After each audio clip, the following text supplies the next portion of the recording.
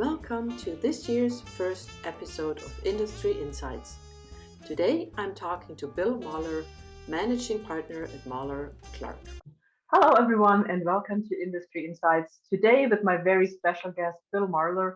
I think every one of you knows him, so I'm going to skip the introduction and welcome him right here and there. And I'm happy to have you today, Bill. Thank you for joining us.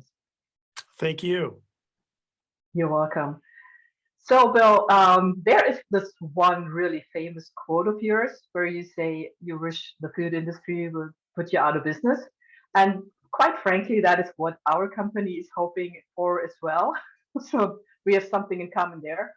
Um, and you also have a blog, the Marler blog, talking about recalls, providing background information, and sharing your insights, and just helping the consumer get information and get more details, which often is a great thing to to help to recover once you got sick from eating contaminated food. So that is a really great thing and very valuable for everyone who who ate contaminated food. So my very first question to you would be, Bill, what would food companies have to do in regards of recalls to put you out of business? That's a really good question. And I think the fact that I've been sort of involved in this for 30 years, I think the ability for companies to do recalls and to do them effectively have really increased over the last decade. The technology certainly is there, not necessarily used all the time or used very smartly. I always have lots of examples. And, when I think about recalls, I think back to 2006. And there was an E. coli outbreak linked to contaminated spinach. And the inability for industry, FDA to sort of work collaboratively to pinpoint where the contamination event occurred and what products were in fact contaminated, caused the FDA to recall all spinach grown in America, whether it was lettuce or spinach from California or spinach from someplace else. They recalled it all. And then ultimately, within weeks, it was identified as one 20-acre plot of spinach grown in San Juan Bautista, California. And so, to me, the ability, or should I say, the inability to effectively, recall products harms industry. Because think about that. If they had been able to be very precise as to what needed to be recalled, the rest of the industry wouldn't have been thrown under the bus. But also to be able to recall product quickly to get it off the shelf so more consumers don't get sick. So, I absolutely see the value of recalls, both from a point of view of getting product off the shelf quickly so more people don't get sick. If there's a positive test and the product's already out on the market, to get that product back as quickly as possible. There's value in that. But also from an industry perspective is knowing what really needs to be recalled and really what doesn't need to be recalled. Absolutely. And, this is just so interesting because we approach that from the same standpoint as you do. And as you said, often companies have their very own individual solutions for doing recalls. And now with this globally connected supply chain, this just doesn't work anymore. So we kind of approach that, and I would really like to get your input on that.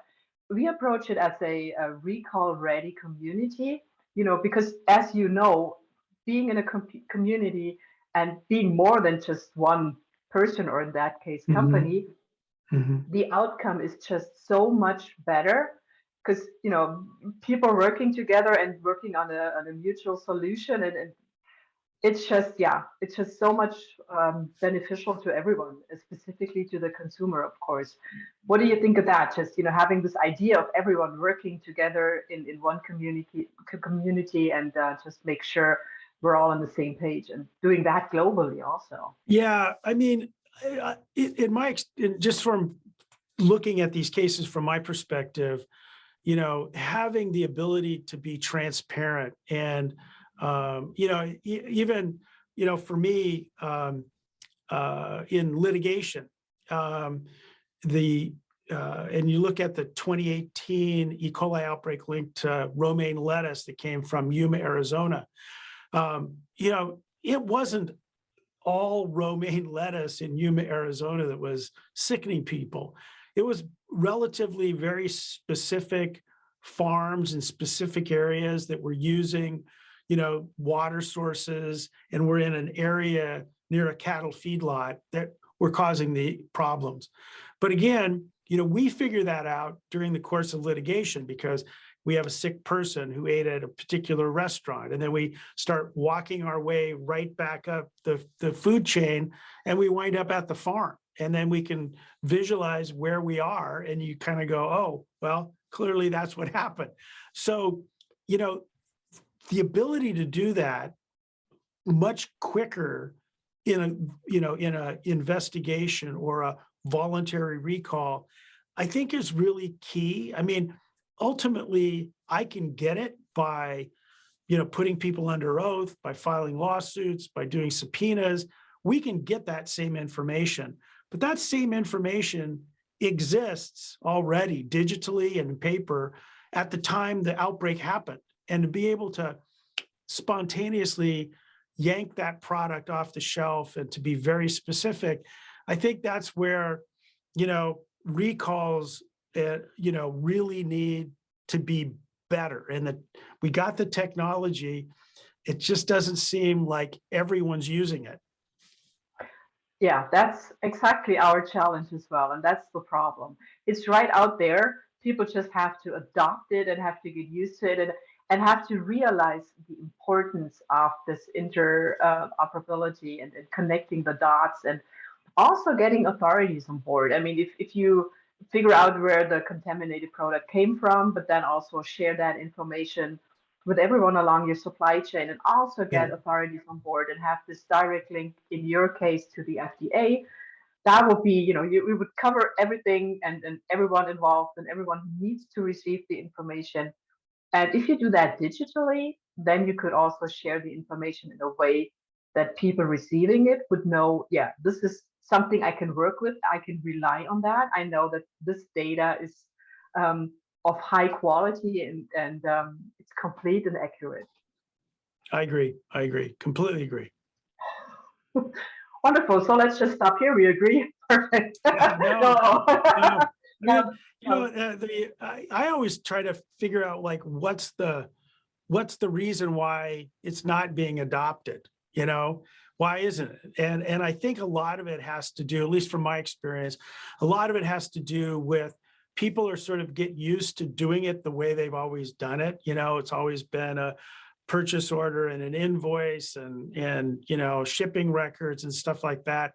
But the ability to, transact things, digitally, whether it's, RDF tags or blockchain or whatever you want to talk about it, that is it. It's just so much more accurate, and I just think that I know that there's sometimes are worries that, because I've seen this in litigation, that people are trying to hide a little bit. So in case something goes wrong, they don't feel like they may not get caught. But the problem with that is eventually you're going to get caught. It's just a matter of time. But what happens is that it just really it hurts the entire industry. There's no reason why, all romaine lettuce needs to be recalled or all spinach needs to be recalled. We can get much more granular, very much more specific, and still being safe and still trying to get that product off the shelf so consumers, are not injured, and which is, I think, critical, but also to understand that you can do that without harming the industry at the same time. Yeah, and that would take even more companies out of business, not just you and us. Right. And I think, Yeah. the companies that are bad actors should be put out of business. They shouldn't hide behind, the ineffectiveness of recalls. I mean, and sometimes I think companies do that. And so, I just think that, making things more transparent for especially the supply chain is, benefits everyone. Yeah, absolutely. I agree.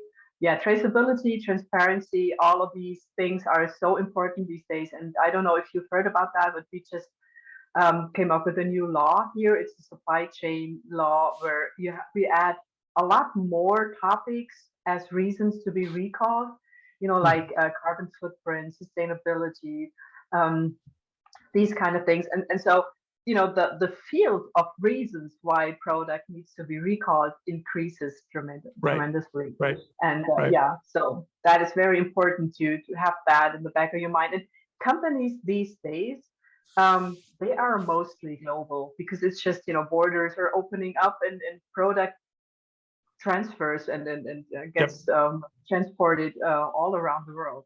So having one way of doing recalls, coming back to this community idea, is just really a great approach, because then everyone, is on the same page, knows what to do, and that is, and in the end, and this is just, really something I cannot stop emphasizing, is we are all consumers. So we need to protect ourselves as well as others. And so if you are a company, a food processing company, and you say, well, I'm hoping I'm not getting caught. Well, you might not get caught, but then maybe someone of your family gets sick or even dies because you send out contaminated food, and no one wants to do that. I agree.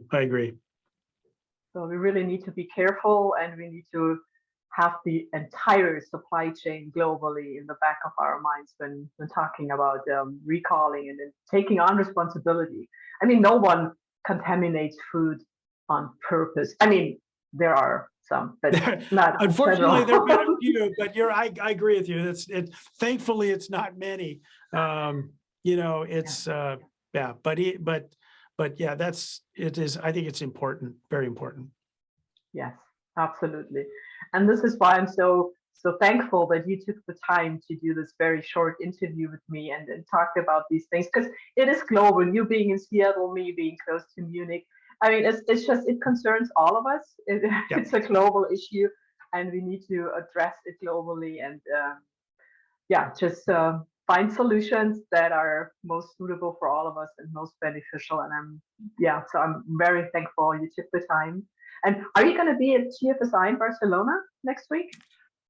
No, I'm not. I'm not going. I haven't been doing much traveling during the COVID times. Maybe, starting this summer. I know that there have been a bunch, but of things that I've missed.